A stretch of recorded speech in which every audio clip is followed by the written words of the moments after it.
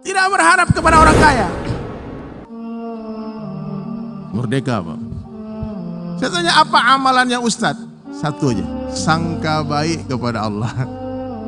Terus saya tanya uangnya sekarang tinggal berapa? Dia bilang uang 300.000 itu masih utuh ada di kantongku. Ternyata selama perjalanan Allah mudahkan rezekinya, Allah jumpakan dengan orang-orang saleh, Allah jumpa dengan orang-orang baik, dia singgah dari masjid ke masjid. Karena dia memang udah biasa dengan jamaah tabligh pergi khuruj. Bagi dia nggak ada masalah Pak.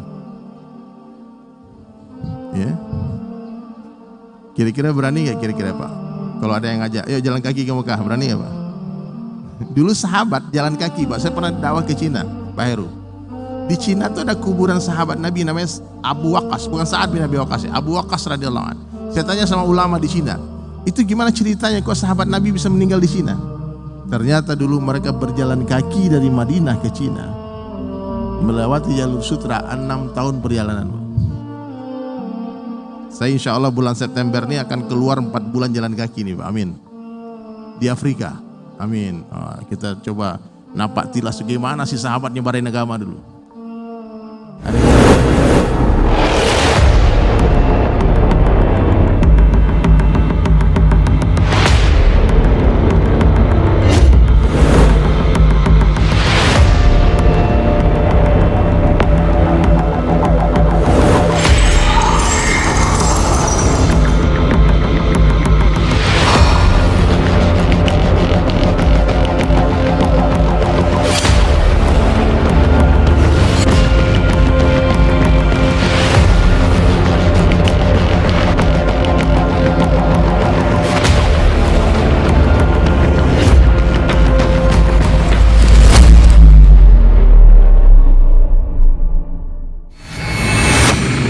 Jadi hadirin sekalian dirahmati oleh Allah Subhanahu wa taala.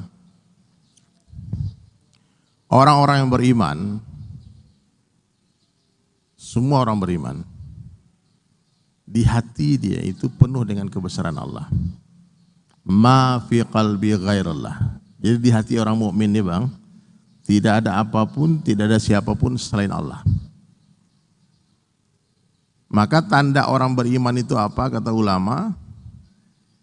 Tanda iman ada di hatinya manusia, datangnya dunia tak mengembirakan hati, hilangnya dunia tak menyedihkan hati. Kira-kira ada enggak iman kita Pak? Dalam pandangan orang beriman, dunia ini tidak ada harganya.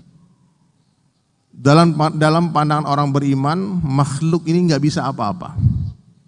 Maka orang beriman tidak takut kepada siapapun kecuali kepada Allah, tidak meminta kepada siapapun kecuali kepada Allah, dan tidak mungkin berharap kepada siapapun kecuali kepada Allah. La ilaha illallah. Apa usahanya orang beriman hadirin mulia? Usaha atas kalimah la ilaha illallah. Usaha atas hati-hati manusia. Nah, inilah usaha yang jarang dibicarakan. Mohon maaf, kalau usaha atas minyak semua orang udah tahu Pak.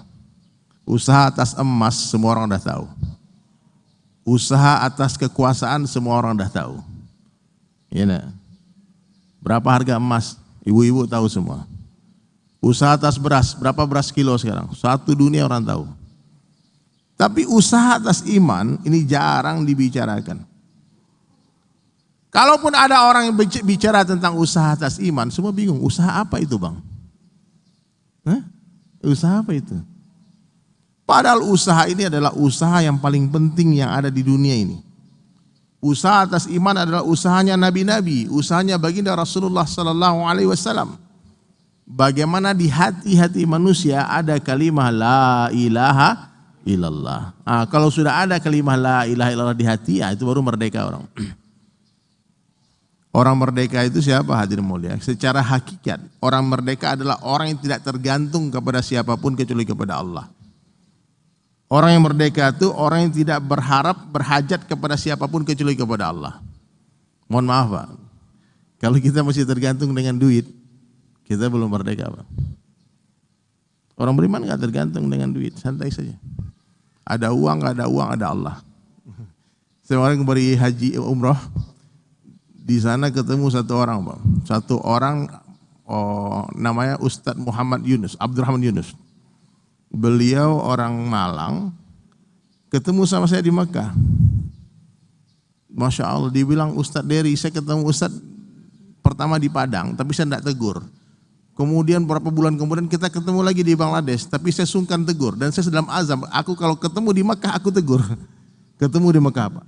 Dia naik sepeda pancal, dari Malang sampai ke Mekah, Pak.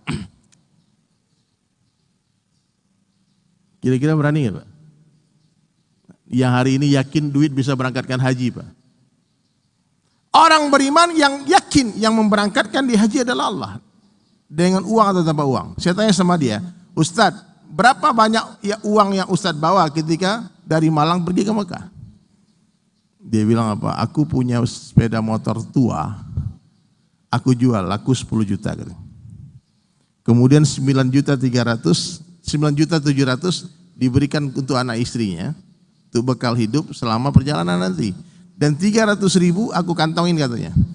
Lalu di sepeda pancalnya dia pajang 2 bendera, Saudi Arabia sama merah putih. Dan dia doa, dia pamit sama ibunya, sama mertua, sama istrinya, dia bilang, aku mau berangkat haji. La ilaha illallah. Tidak berharap kepada orang kaya. Merdeka, Pak. Saya tanya, apa amalannya Ustadz? Satu aja, sangka baik kepada Allah.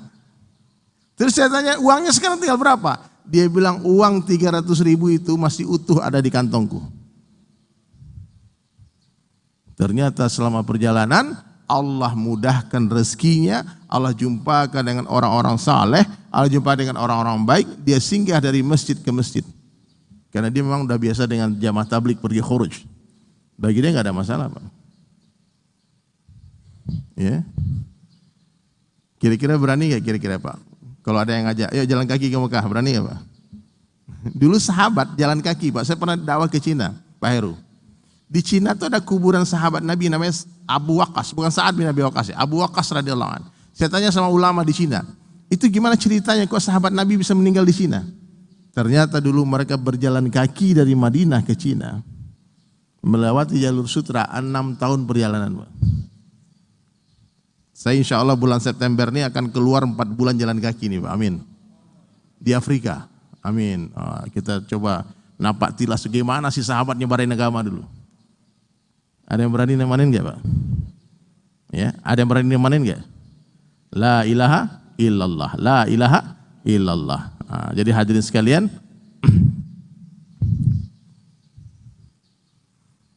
iman ini harus diusahakan.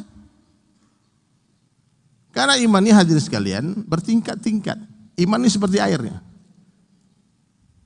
Ini air nih, 1 botol. Air 1 botol ini, Pak, berbeda gunanya, fungsinya dengan air 1 ember. 1 botol ini nggak bisa mandi, Pak. Cuma bisa minum aja. Tapi air 1 ember kita bisa pakai berwudu. Ataupun kalau mandi dikit-dikit bisa kan. Air 1 ember berbeda dengan air 1 danau, 1 kula. Ataupun air dengan 1 lautan, sama-sama air.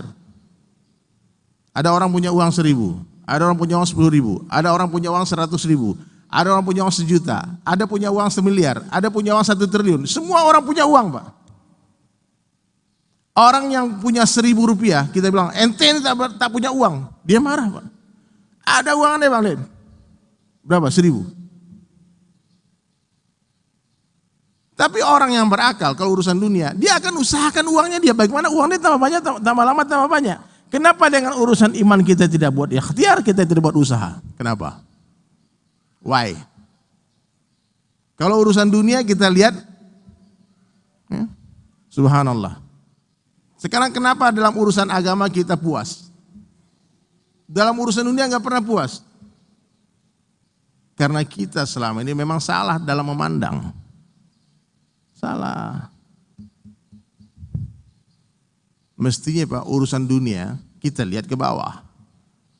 Urusan akhirat lihat ke atas. Hari ini kita membandingkan iman kita dengan iman orang yang, maaf, orang-orang kafir, Pak. Alhamdulillah nih aku nih Islam, Pak. Ente kan gak Islam. Alhamdulillah. Kalau urusan agama tuh lihatnya ke atas. Kalau urusan dunia lihatnya ke bawah, itu yang betul.